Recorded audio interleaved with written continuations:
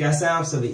मुझे लगता है आप बहुत अच्छे होंगे ऊपर वाले की दया से, और मैं भी बहुत अच्छा हूं। एंड स्वागत करता हूं आपका द लाइन कॉन्सेप्ट कोचिंग में। तो आइए हम बात करने वाले हैं आज इंट्रोडक्शन के बारे में। तो आपकी प्योर अटेंशन के साथ में बिना टाइम वेस्ट करें हम बात करने जा रहे हैं इंट्रोडक्शन के बारे में। तो देखिएगा स्टूडेंट्स, हम बात करेंगे कंटिन्यूटी के बारे में, इस वर्ड के बारे में। कंटिन्यू का क्या मतलब होता है? बिल्कुल सही बोले आप, लगातार। क्या? लगातार मतलब कि कोई लगातार चल रहा है, कुछ घटना घटित हो रही है लगातार। Continue, that is continuity. तो सर सोचने में तो ये वर्ड ऐसा लगता है कंटिन्यू, और मैं आपसे कह दूं कि बेटा जी सोचने में नहीं, ये वास्तविकता में ऐसा ही है, ये रियलिटी में ऐसा ही है। कंटिन्यू, समझ रहे हैं बात को? ऐसे नहीं समझेंगे आप, समझेंगे आप बोर्ड पे। कैसे? इस वर्ड का सीधा सा एक मतलब है कि कोई ग्राफ आपके पास में अगर है, कोई ग्राफ अगर आपके पास में है तो वो कंटिन्यूअसली जा रहा है। इस बात का वेरिफिकेशन करना ही कंटिन्यूटी है, बस। समझ गए आप बात को? वो ग्राफ बीच में, उस ग्राफ के अंदर, बीच के अंदर कोई बैरियर नहीं होना चाहिए। जैसे यहां पर ये बैरियर आ गया साहब, इस पॉइंट पर ये डिफाइन नहीं है, या वो ग्राफ यहां पर टूट गया और यहां टूटने के बाद में यहां से यहां तक वो डिफाइन नहीं है ग्राफ, फिर यहां से यहां तक फिर वापस चल गया। तो ऐसे ग्राफ क्या होते हैं? Not continuous. समझ रहे हैं? Not continuous.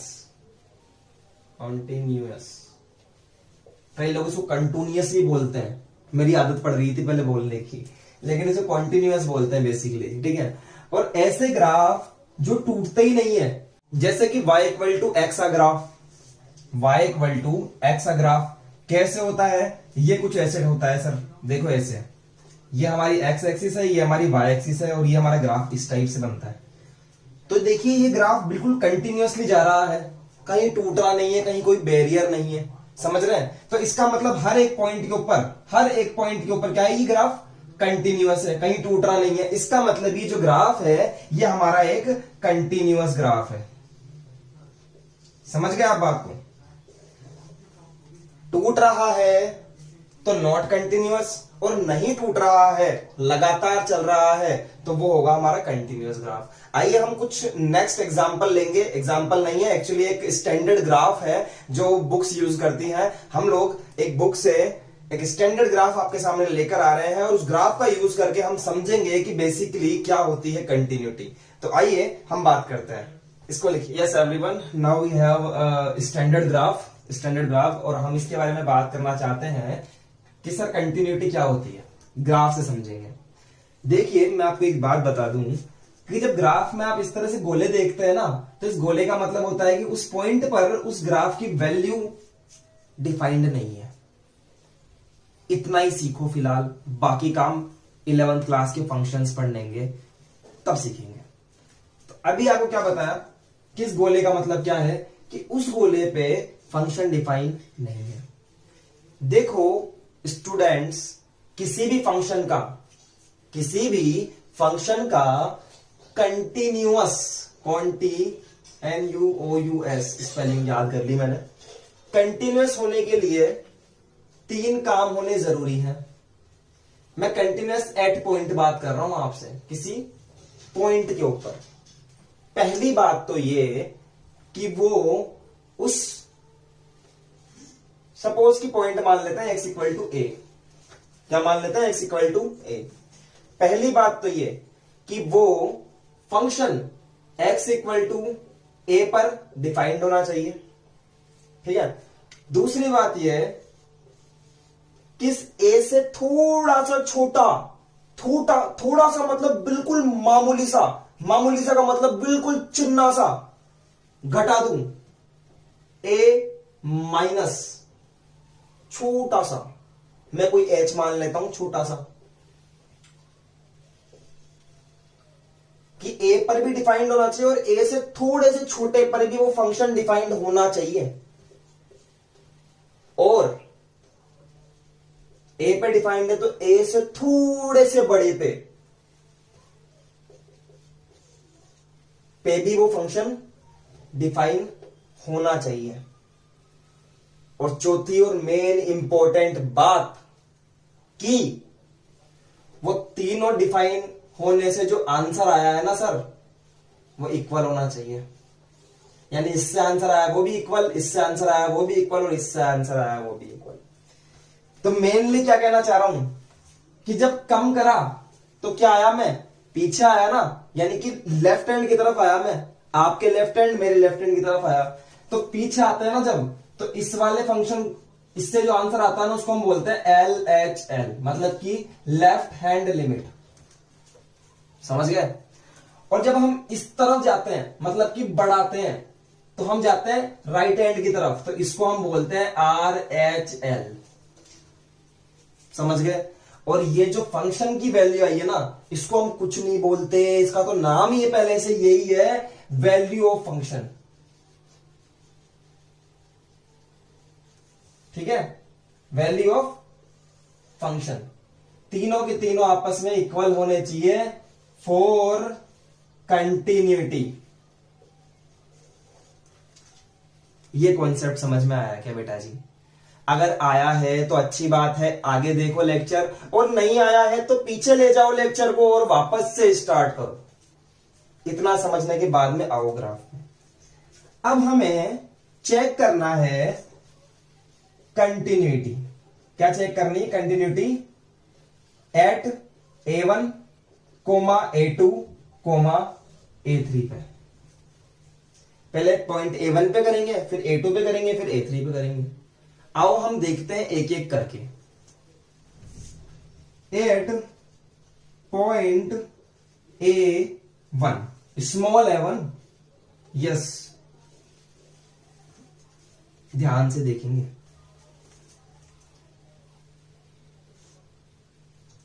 A1 पे वैल्यू क्या है? डिफाइन ही नहीं है, क्योंकि A1 पे वैल्यू क्या जा रही है? टिक टिक टिक टिक टिक टिक टिक टिक टिक। ग्राफ पे पहुंच जाओ। ग्राफ पे पहुंचते मुझे मिला गोला। गोला मतलब कि कुछ भी नहीं। समझे बात को? तो मैं क्या बोलूंगा? F A not defined, defined ही नहीं है। अब मैं देखता हूं इससे जस्ट पहले, यहां पे थोड़ा सा पहले, मतलब हल्का सा पहले, जस्ट पहले, F A minus H. H क्या है? एच एक ऐसी क्वांटिटी है जो बिल्कुल छोटी सी है, चिन्नी सी, बिल्कुल मामूली सी। समझ रहे हो आप? मतलब लगभग लगभग जीरो के बराबर है, लगभग लगभग जीरो के बराबर है। तो ए माइनस एच करने का मतलब है कि ए में से छोटी सी क्वांटिटी लेस करी है। तो जब मैं ए में से छोटी सी क्वांटिटी लेस करता हूं और मैं जस्ट इसके बगल में होता हुआ यहां पहुंचता हूं, तो मुझे मिलता है L1। क्या मिलता है? L1 मिलता है। तो वैल्यू क्या आई? L1 आई। जस्ट इससे आगे जाता हूं, यहां पर इसके बगल में ही, मतलब कि मैं A प्लस एच करता हूं, और जस्ट थोड़ा सा आगे करते करते टिक टिक टिक टिक टिक टिक टिक टिक करता करता मैं यहां पहुंचता हूं, और उस पे भी मुझे क्या वैल्यू मिलती है? L1 मिलती है। जिसपे हम पीछे आए थे वो थी हमारी LHL, जिसपे हम आगे गए थे वो थी हमारी RHL। यहां पर LHL इक्वल टू RHL तो आ गई, LHL इक्वल टू RHL तो आ गई, but value of function at A1, A1 पे जो वैल्यू है वो डिफाइंड ही नहीं है, नॉट डिफाइंड।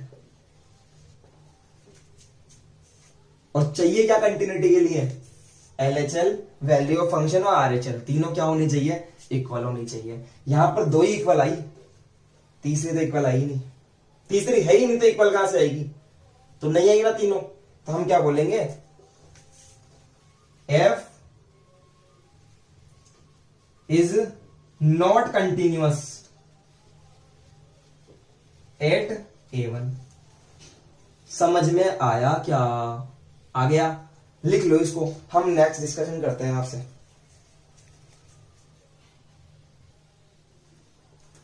यस, तो हाय एवरीवन, वापस से हम आ गए हैं आपके सामने। लिखने के बाद में हम चेक करने वाले हैं एट पॉइंट A2। हम चेक करने वाले हैं A2 पे। ये बड़ा ही देखने वाला टॉपिक है साहब। A2 के लिए तो बहुत अच्छे से देखना है हमें, क्योंकि ग्राफ क्या है कि अलग है A2 पे। ये मैं जानता हूं, ये आप नहीं जानते, तो मैं आपको क्या करूंगा बताऊंगा। देखो, function at A2 minus H, मतलब A2 से छोटे पे। H क्या है? H टेंड्स टू 0 है। H कोई छोटी सी क्वांटिटी है। जब हम H को इस तरह से लिखते हैं ना, तो हम उसके ऊपर ऐसे लिख देते हैं लिमिट, कि H की लिमिट 0 ही है। ऐसे कहते हैं ना, अगर तू अपनी लिमिट में रहे, ऐसे बोलते हैं कई लोग, मतलब कि उसकी कोई लिमिट है, उसमें ही रहेगा वो। तो H की भी लिमिट है कि तू 0 तक ही रहेगा, इससे ज्यादा आगे पीछे नहीं हो सकता तू। ठीक है? तो A2 minus H is equal to A2 से छोटे पे वैल्यू देखो, A2 से जस्ट छोटे पे। मैंने दिमाग से देखी वैल्यू कि सर A2 से छोटे पे वैल्यू देखो, यहां पर जस्ट बगल में जब मैं जाता हूं टिक टिक टिक टिक टिक यहां तक, तो मेरे को वैल्यू मिलती है L4। देखो आप, A2 पे क्या वैल्यू मिली? L4 मिल गई। इसको हम कहेंगे, छोटा है ना तो LHL। फिर हम देखेंगे RHL, मतलब लिमिट H तो वही अपने लिमिट के अंदर रहेगा 0, और F A2 में जुड़ जाएगा, A2 प्लस H, मतलब A2 से जस्ट बड़ा, A2 से जस्ट बड़ा, थोड़ा सा बड़ा। यहां जब मैंने वैल्यू देखी टिक टिक टिक टिक टिक टिक टिक, तो देखो ये आगे जा रहा है। देखो आप, ये देखो ध्यान से दिख रहा होगा, आप जूम करो इसको, देखो आगे जा रहा है। और यहां हमें वैल्यू क्या मिल रही है? L2। समझे बात को? ये तो साफ देखना आना चाहिए ग्राफ। ठीक है? तो टेंशन मतलब, मेरा समझाने का फर्ज है, जो मैं समझा रहा हूं ढंग से देखो आप। अब हम देखते हैं eight A2, F of A2, मतलब A2 पर। पीछे पे वैल्यू हो गई, आगे पे वैल्यू हो गई, अब देखना है A2 पे ही। A2 पे देखी वैल्यू, अरे साहब A2 पे तो है ही नहीं, वैल्यू ही नहीं है। कहां है A2 पे वैल्यू? बताओ, है क्या A2 पे वैल्यू? नहीं है। गोला आ गया ना, या तो A2 से ज्यादा पे है या फिर A2 से कम पे है। A2 पे वैल्यू नहीं है, तो मैं क्या बोलूंगा? A2 नॉट डिफाइंड या नॉट एग्जिस्ट। ये काम नहीं भी करोगे तो चलेगा। क्यों? क्योंकि हमने LHL और RHL निकाल दिए, और ये दोनों आपस में इक्वल नहीं है। और मैंने कहा था जब इक्वल नहीं होगा तो कंटिन्यूअस नहीं होगा। तो मैं क्या बोलूंगा? LHL 8A2 is not equal to RHL 8A2। Hence if function fx is not continuous at A2। समझ में आई आपकी बात? यस। अब इसके बाद में मुझे डिस्कस करना है आपके सामने A3। इसको लिखिए आप फटाफट से।